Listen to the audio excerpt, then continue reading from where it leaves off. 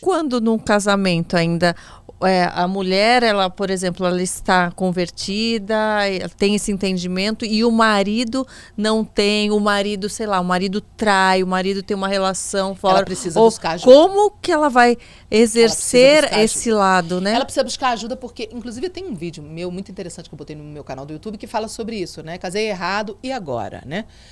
E eu explico isso, né? Deus, ele não tolera traição. Tipo, até que ponto a mulher tem que aguentar, tentar transformar né? Isso a gente faz um podcast inteiro sobre isso. Eu vou tentar dar uma resumida. Isso é um assunto bem extenso, mas eu vou dar uma resumida, porque isso é um assunto pra gente fazer um podcast inteiro sobre esse. Que é maravilhoso esse assunto. Mas resumindo do resumo, a única coisa que Deus não tolera é traição. Deus não aceita traição. Ele não aceita ser traído. Por quê? Porque traição é adoração contrária a Deus. Tá? Então Deus, ele é flexível com tudo, sabe? Ele não liga se a gente comeu uma coisa errada. Ele fala assim, se você tiver comer uma coisa errada, a palavra diz que até se eu tiver comer uma coisa mortífera e eu orar, ela não vai me fazer mal. Ah, meu Deus, eu tô comendo uma comida que não sei o que tá errado, é até consagrada. Eu posso orar, quebrar a consagração, abençoar aquela comida e comer. Tá?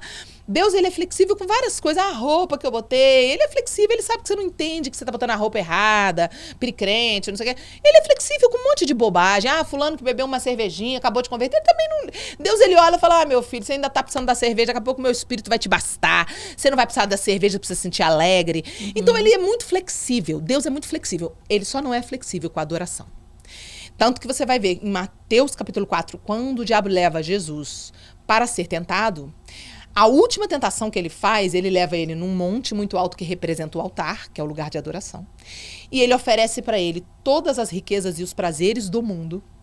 E ele diz para ele, eu vou te dar tudo. Ou seja, o diabo está na regência do sistema corrompido do mundo. Então ele tem o poder de dar, porque ele está na regência desse sistema. Então ele diz assim, eu vou te dar tudo, só quero de volta uma única coisa de você. Eu quero que você tenha uma atitude, ou seja, prostrado, me adore.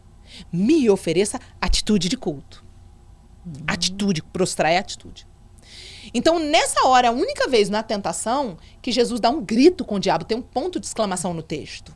Nas outras vezes, Jesus está de boa. Ele, ai meu Deus, também está escrito, nem só de pão vive o homem. Também está escrito, não tentarás o Senhor teu Deus. Mas na hora que o diabo fala, me adore, eu vou te dar tudo. Jesus fala, retira-te, Satanás. Porque está escrito, somente ao Senhor teu Deus darás culto, somente a Ele adorarás. Jesus fica irado. Então isso mostra uma indignação de Deus com a adoração contrária. A adoração contrária deixa Deus irado. Então as pessoas, elas têm muito mania de misturar, sabe, Karina?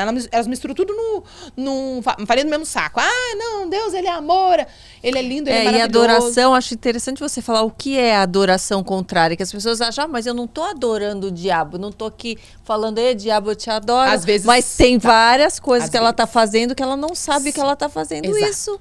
Então, quais são? Para fechar o assunto do divórcio, quando uma mulher... As pessoas me perguntam, quando pode, né? Na traição, ela está adorando. A Bíblia fala que sexo é um tipo de culto. Não sou eu que falo isso. Pode chocar algumas pessoas quando eu falo isso aqui, tá? E eu vou te mostrar biblicamente rapidinho.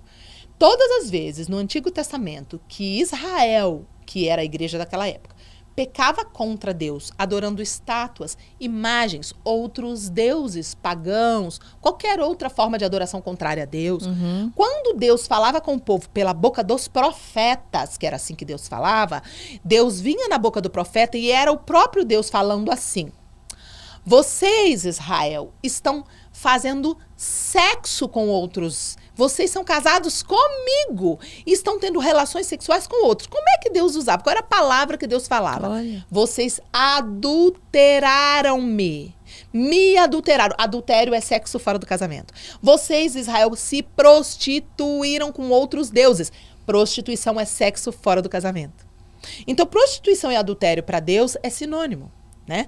Deus chama, em algumas passagens, de contaminação. Ele chama sexo ilícito de contaminação. Vocês se contaminaram com outros. Vocês estão fazendo sexo com outros. Então, toda vez que Deus está falando, vocês estão adorando outros, ele chama isso de sexo.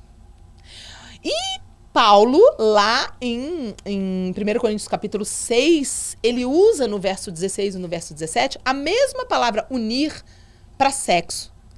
Tanto no verso 16 para o 17, ele usa a mesma palavra para sexo. Então ele fala no 16, olha, o homem quando faz sexo com a prostituta, ele se torna um corpo com ela. Ele usa a palavra unir, o homem que se une com a prostituta. Mas no verso 17 ele fala a mesma palavra, só que para outra coisa. Ó. E o homem que se une ao Senhor forma um só espírito com ele. A palavra unir representa sexo antes e depois casamento espiritual com Deus. Então a mesma palavra para sexo é a mesma palavra para casamento espiritual com Deus. Sexo é uma forma que Deus encontrou de manifestar na nossa dimensão a união espiritual que acontecerá entre a igreja e Cristo. A forma daqui da terra não vai ter no céu, não vai ter sexo no céu. Mas Deus criou para tentar falar para dentro do casamento que a gente vai se tornar um com o cônjuge e que vai ser uma celebração onde o Espírito de Deus vai pairar. Então o sexo é uma forma de invocação. Por isso que o diabo usa tanto a arma da perversidade sexual, da perversão sexual, porque ele quer invocar demônios através da relação sexual. Quando um casal tá ali tendo relação, não tem 3 espíritos. Ou vem o Espírito Santo de Deus, quando o casamento é feito na presença de Deus, quando o casal é consagrado a Deus, ou o Espírito de Deus paira sobre a relação sexual, e isso choca algumas pessoas. Porque algumas pessoas falam, eu pensei que era sujo o pecado original é sexo, Não! Deus criou o sexo, Deus criou o orgasmo, Deus criou o prazer. Coisa maravilhosa, só podia ser Deus, aleluia! Então não tem como ser do mal isso. Só que o diabo, ele tem feito uma lavagem cerebral nas pessoas com engano, colocando, não, coisa boa é do diabo. Mentira! O sexo ilícito é do diabo, e o diabo vai sim na visitação dentro do quarto do motel onde tem adultério, dentro de um lugar onde tem pecado e imoralidade, ele vai. Então ele vai pairar ali naquela relação e vai ter uma invocação sim. Eu conheço a história de um cara, que ele era da igreja, e ele não aguentou, caiu com uma mulher. Caiu com a mulher em pecado. A mulher não era prostituta. Era uma mulher que ele conheceu do mundo, assim, numa balada. E quando a mulher tava montada em cima dele, no ato sexual, a mulher deu a virada de cabeça pra trás, assim, ó. Deu uma gargalhada. E voltou com a mão fechada, com força de demônio. E pau na cara dele. Socou, deu uns 6 socos na cara dele. A mulher manifestou, incorporou um demônio e fechou o punho e sentou soco na cara dele no meio do ato sexual.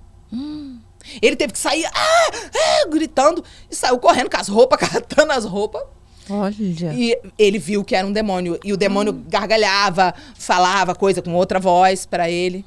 Então, assim, não é brincadeira, né? É um ato que realmente invoca. Então, o que as pessoas precisam entender? Se você é casado ou casado com uma pessoa que está indo lá fora, fazendo sexo lá fora, trazendo o demônio pra dentro da tua casa, Jesus não te obriga a continuar dormindo com alguém que está trazendo demônio para dentro de você. Porque agora você é templo do Espírito Santo. Então você vai ver a única vez que Deus autoriza a separação, autoriza afastar-se, é em caso de adultério. Porque Deus não vai te obrigar a suportar o que ele mesmo não suporta, que é traição.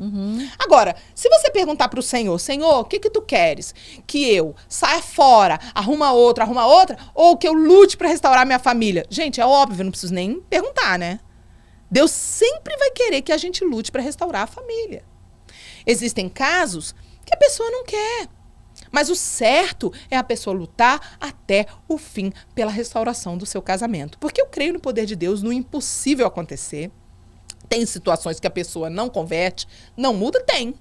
Mas eu creio que muitas vezes, e na maioria delas, Deus opera sim. Se a pessoa não for perversa nem perverso, Deus opera.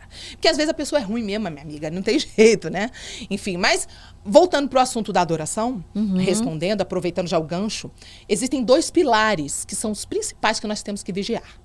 Os 2 pilares da invocação e da adoração são artes e sexualidade.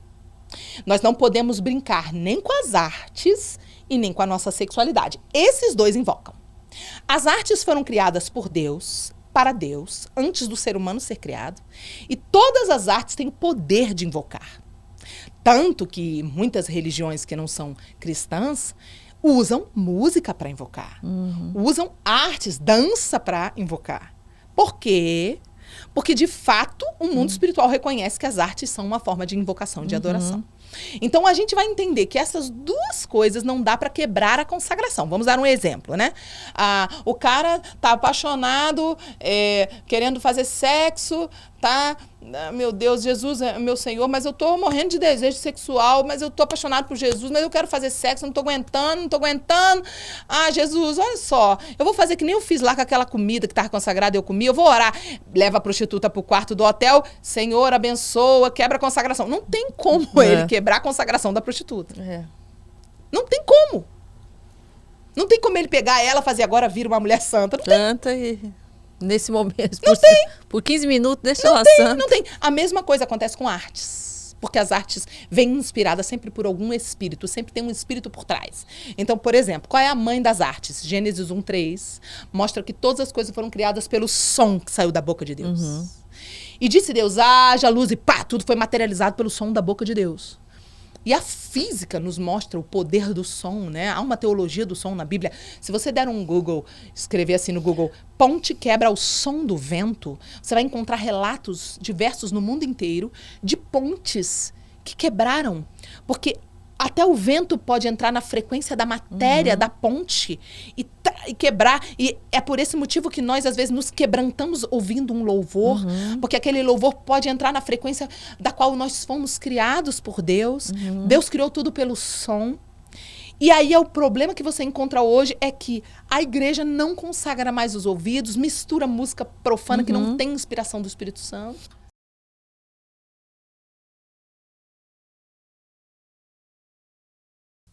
Quer ter bons motivos para se inspirar, se tornar mais positivo e positiva? Então não perca nada do que passa por aqui. Se inscreva no canal, comente, compartilhe, se faça presente.